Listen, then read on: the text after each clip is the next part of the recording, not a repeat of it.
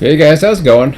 March 14th, 2020, and I just was tired of looking at videos on the pandemic, if you will, and well, I shouldn't say that. I wasn't like my son and I mean, other than watching the odd video here and there so that he knows what's going on. I usually would take this time to really go in depth, but I went in depth very early this morning. And I have been in depth for a while now, trying to ascertain, what's happening around the world, which is probably why I really haven't worried too much about all the politics and the whining and the sore feelings of some individuals within Run 8, hurt feelings, you name it, whatever. There's much more serious issues going on in the world, whether it be too much panic, whether it be the reaction to the panic, or dealing with people who are panicking, or dealing with people who aren't taking this at least seriously, because this is serious. There's a lot of data coming. There's a lot of data out there. There's a lot of damn it, I gotta get another drink. I just had a drink. Hang on a second. Jesus, Murphy. My dry throat. I swear, anytime I do a live stream, it's either get dry throat. I just had a drink too. Oh well, this is why I don't do this at night, or try not to do this at night. So my son's going upstairs probably for another 15 minutes. But there's a lot of stuff going around that is serious. I think we'll get through the other side, but it's going to change life. This is very similar to a 9/11 moment, as far as I'm concerned. In fact, I think the repercussions are going to be a lot worse. And I don't mean that in a negative way. That's just the facts. And you prepare for the worst and hope for the best. See what happens. But if you can't do anything about it, you do what you can. You can't do anything about it. Do what you can, and the rest, don't worry about it. Live your life. And one good thing I know about this is that although children can get infected by this, very few are getting sick or dying. They have somewhat of an immunity. Probably, it's a lot. This is a lot different than the flu in many ways. In some ways, it's better. In some ways, it's worse. Believe it or not, there are some better things about this. Children pick up the flu, get sick, spread it. Whereas this is totally different. But anyways, I don't want to be talking about. I really don't want to be talking anymore about this. The information's out there. I don't have any. I have reliable sources, and they're on both sides of the fence. So, find your reliable sources. Don't trust. Don't trust official channels. Don't necessarily trust the media. I wouldn't trust the media at all, to be quite honest. You can certainly listen to the media. I've been listening as well. Listen to the radio and hear what they have to say, but take everything with a grain of salt and understand that there's a lot of information and there's a lot of misinformation. Just take it all in and come to a decision that's best for you and your family. Okay, that being said, let's get that out of the way. So we got some interesting times happening. Of course, I'm going to relate this to Run 8. I'm going to relate this to what I'm doing next, or what I'm about to do. So what's I don't want to go into any more details about the shortcomings or the positives of Run 8. I'm not worried about that. I've already said what I had to say about it. Other than the fact that I did post on TrainSim, I found out that what I've said all along is true and is being proven time and time again, that the community is dying. Never said Run 8 is dying. I said that there is a possibility, and was speculation, was that Run 8 could be running into a resource issue with their game engine.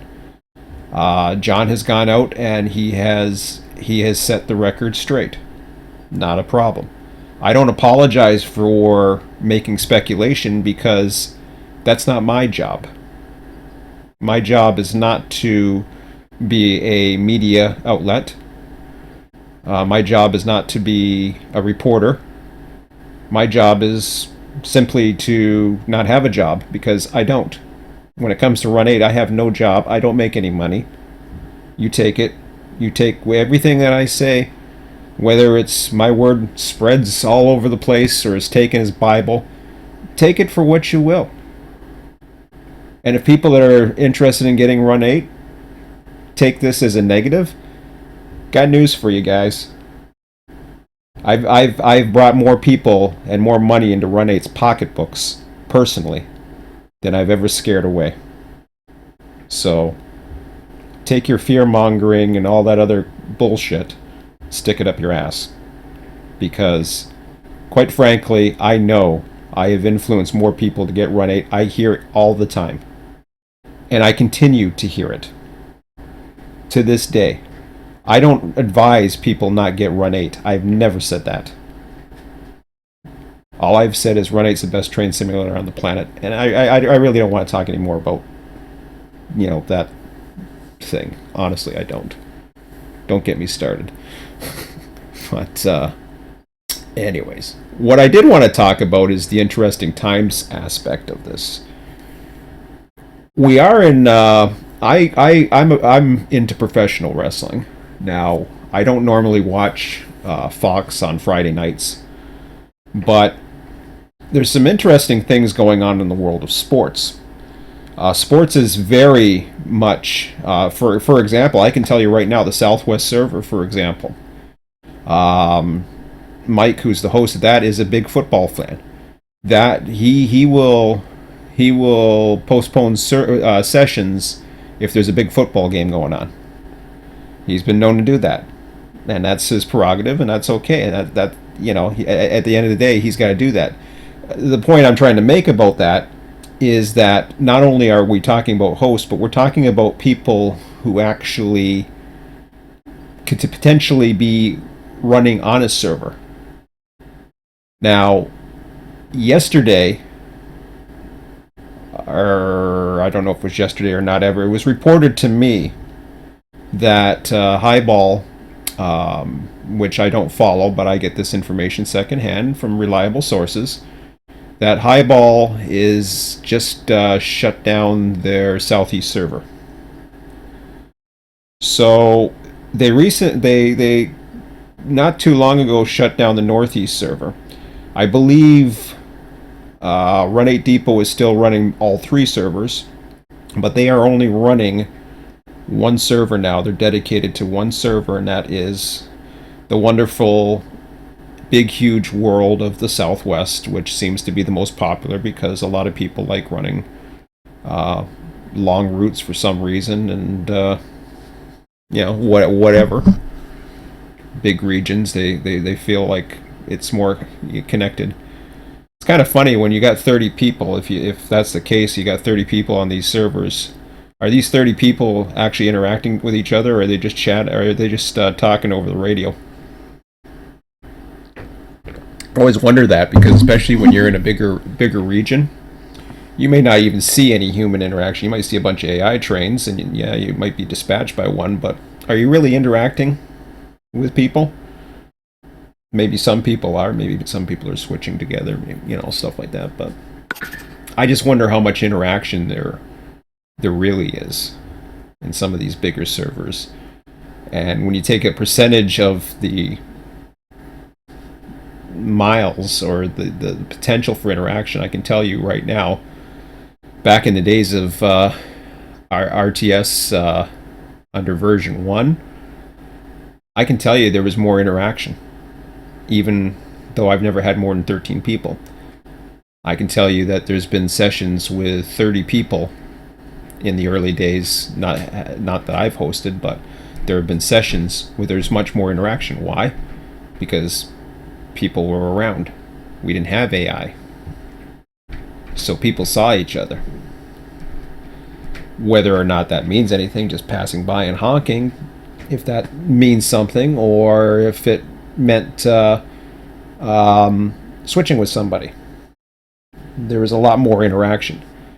The reason why I say the interesting times and how this relates, and I won't be talking too much longer, my son will be back down, is I was watching a professional wrestling show last night. I haven't watched this particular brand on Fox in about a couple months because it's not my cup of tea. It trended worldwide #1 on Twitter, which I don't know if it still has. It has in the past, but I thought that was very interesting. And the reason why it probably trended was potentially for all the wrong reasons, and I watched it for all the wrong reasons. I didn't watch it because I thought the content was going to be good. I watched it because I was very curious as to what it was going to be like. And for the first time in its existence, SmackDown ran a show on Fox for 2 hours inside the Performance Center in Orlando, Florida, to no fans. And there have been some sporting events that have done this. It's different with a sporting event. A sporting event's different because you're actually watching a game. So the fans, yeah, they play a role, but they really don't play a role. In wrestling, the fans are vital for the success of a match. The reactions of the fans, because it's the wrestlers who are trying to get reactions. It's like a play, and the fans are part of the environment. So it's really, really strange to see this. It'll be interesting to see what wrestling, and on Monday night they're going to have 3 hours because it's a 3 hour show, Monday Night Raw. I don't watch that. I don't have access to it, and I'm not worried about it. But I'm curious what the reviews are going to be. The wrestling I watch is on Wednesday nights, AEW on TNT, TSN in Canada. That should be interesting because they're going to be under a limited something or other down in Jacksonville. I don't know what the hell that's going to be all about, but it's going to be their venue, so they can do what the hell they want. They control it. Basically, they own the venue. The Tony Khan and his father, who are basically present owners of All Elite Wrestling. So they're right now the #2 organization in the United States. So it'll be interesting. I've been following them for since they started beginning of last year, and it'll be interesting to see what happens there. To be perfectly honest, but my point is, the interesting times is that people are trying to find entertainment, and the longer this thing goes on, the more difficult it's going to be. Like places like Hollywood, when you got actors who are testing positive, when you have you got sporting events suspended, you've got and that's a huge part. You can only take so much news. I mean, yes, the news is important right now, and yeah, but if you're just going to sit and watch the news and get scared, you know that's not living. And some people are going to do that. I understand. Most people are just going to get informed and try to live their lives as best they can and try to stay happy and healthy. So what I see happening is a dire need for entertainment, and I see the video game industry being the one that's going to benefit the most from this.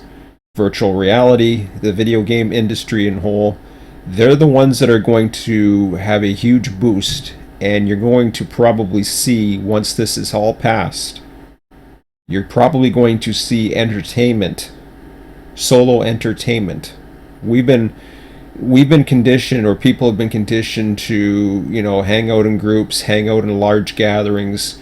They say, oh, you can't be by yourself because you're not social enough, and people are addicted to computers and video games and all this other crap that they put out there.